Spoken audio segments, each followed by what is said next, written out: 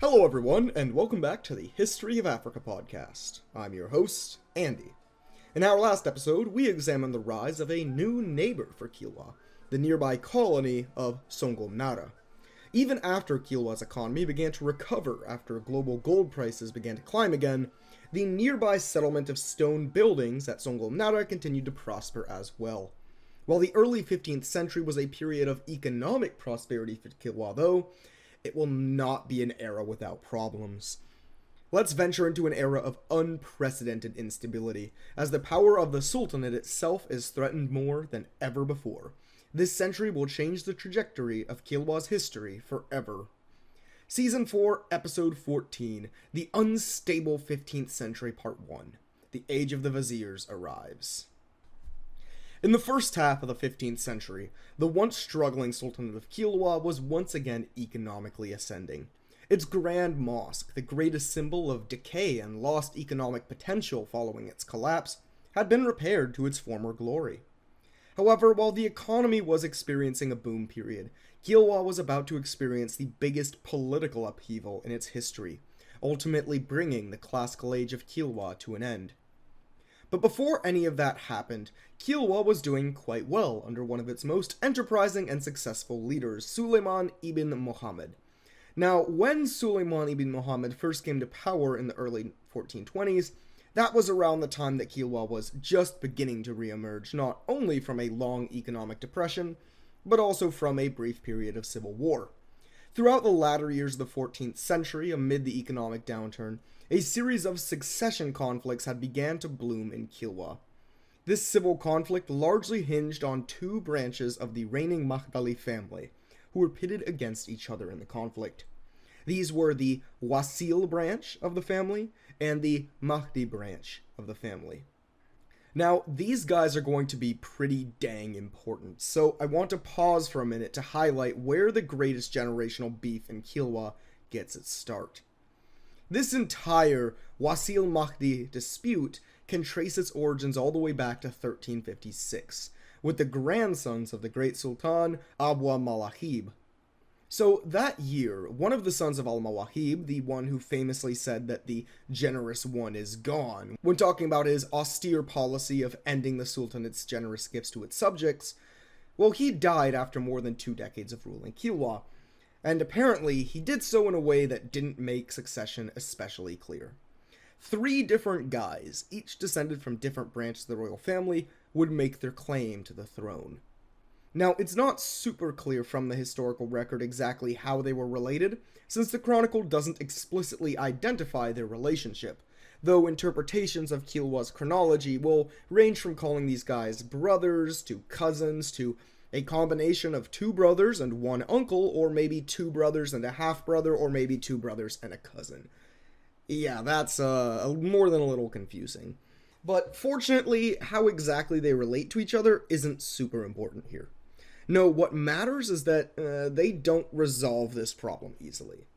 Apparently, the succession was at first originally contested by 2 brothers, who each had a solid claim to power, named, well, that's not important, and given the number of names I'm going to throw at you in a little bit, let's just call them Wasil Prince and Mahdi Prince. For a little bit, it seemed like the Wasil Prince was the favorite to be crowned, and for a week or 2, he apparently even acted as Sultan. However, it turned out that the first person to take power in a meaningful sense would not be either of the disputing princes, but someone else entirely. A distant relative of the Mahdi prince named Hussein ibn Suleiman the Stabbed. Now, despite the lack of clarity in any of these claimants' relationships, which makes it pretty hard for us to try and judge who exactly was in the right or wrong here, what the chronicle does make clear is that Hussein ibn Suleiman the Stabbed was not supposed to be the inheritor of the throne, and that he seized it in an unjust manner by force. Shocking, I know, that the guy nicknamed the Stabbed turns out to be a villain in this story. Now, Hussein the Stabbed didn't stay around very long, and nothing is recorded really about his 6-year reign. He died in a pretty appropriate way, traveling across the strait to raid a pagan city on the mainland, and was subsequently killed in battle with his enemies. The unexpected death of Hussein the Stabbed left the Sultanate in the hands of his relative who he had named his heir, who else but the Mahdi Prince. However, the Wasil Prince, who, mind you, Hussein the Stabbed had directly overthrown, wasn't going to take this jumping of him in succession lying down, and he led a coup to overthrow the Mahdi Prince, and elevated himself back to power. However, this power too would not last long. When the Wasil Prince left for a pilgrimage to Mecca, another member of the Mahdi family rose in revenge and seized the throne. Either that or the Wasil Prince left on Hajj, died peacefully, and left the throne empty for the Mahdi Prince to take, depending on which version of events you prefer. Okay, so in the end, what does this crazy complex series of successions and disputes and coups lead us to? Well, whether it ended with one final coup d'etat to complete them all, or a graceful surrender, by the end of the spat, the Mahdi branch of the Mahdali family controlled the levers of power, which they would maintain for the next 5 decades. However, this power over the throne was always extremely tenuous, and the premise of a civil war between the two families breaking out was never really far away. And ultimately, in 1409, that dispute rose again, when, for the final time, a member of the Wasil family rose up and overthrew his Mahdi rival for the throne. Yet another list into the now growing entry of violent usurpations in Kilwa's history. However, perhaps surprisingly, this would be far from just another forgettable coup d'etat. This ruler would in fact aim for something far greater. He wanted to be the last usurper in Kilwa's history. Rather than simply seizing power and governing as a tyrant, this king sought to repair the scars of the past through governing as a forgiving and just ruler. He was named Muhammad ibn Suleiman, but he would garner several nicknames due to his temperament, such as the New Reign, referring to his status as a relief after a long period of violent and tyrannical usurpers, as well as the Fair-Minded Lord. That one kind of explains itself. And in all fairness, the fair-minded lord shared a rare degree of foresight, knowing that his efforts to repair the rifts of the past would be worthless if his son decided to reverse the policy after he died. So he imported several notable foreign scholars, supposedly some of the most revered academics in the Islamic world at the time, to educate his son on the proper conduct of the state and religion, how a proper Muslim leader should govern. As a result, when the fair-minded lord passed away, his son would indeed rule in a similar manner. From 1420, for the next 20 years, his son ruled Kilwa with a focus on internal stability and improvement, including finally being the one to repair the collapsed dome of the Great Mosque. And ultimately, it says a lot about how much the situation had improved that when this king of Kilwa passed away, the Sultanate did not immediately erupt into civil war, but rather into a period of measured deliberation. To select the next sultan following this one's death, the most notable members of Kilwa's elite, including representatives of both of the feuding Wasil and Mahdi branches, decided not to fight immediately, but instead meet at Kilwa Kisiwani and discuss the succession. By the time that this conference had concluded, a plan was laid out. The prince of the Wasil family and the presumed successor to the throne proposed a shockingly mature compromise. The two families agreed to rotate rule over the sultanate by generation, with the chosen heir representing the Mahdi family ruling next, with the Wasils doing the same thing when he eventually passed. Okay, I like that story. I will fully admit that, like a big chunk of Kilwa's history, it's essentially impossible to verify the extent to which these events represent any form of material truth, but hey, it's the story we're presented with, and it says something really interesting about how Kilwa viewed its own history. It's really interesting how in this story, which concludes in a form of compromise, it's almost written like the two sides had come to an agreement on which narrative of who had overthrown whom was worth upholding.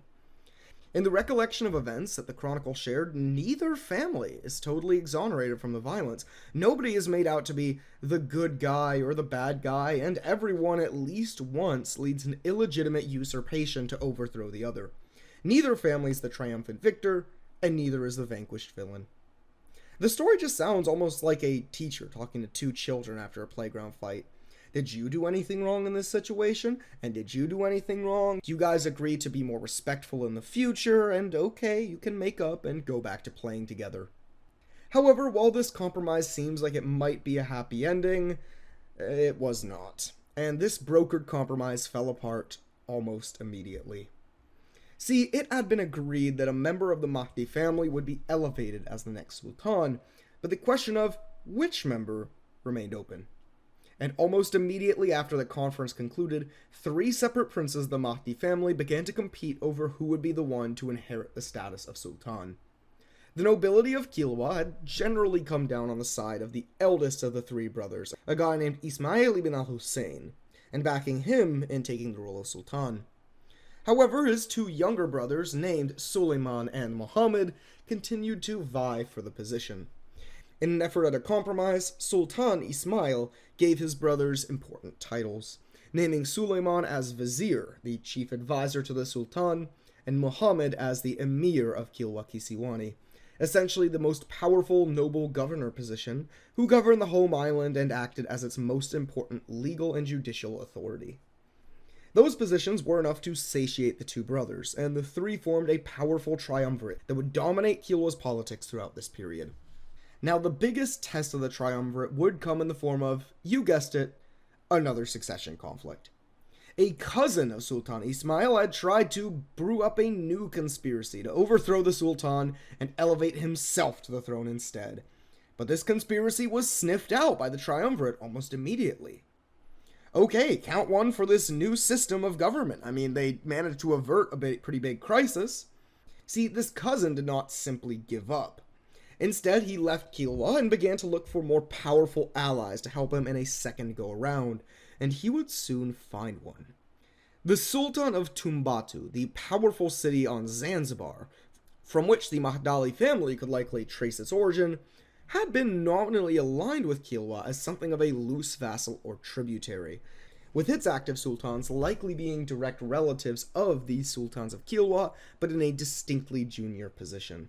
However, with this young pretender appearing in his court, the Sultan of Tumbatu sensed an opportunity to reverse this relationship and secure himself, not the Sultan of Kilwa, as the power broker of coastal East Africa.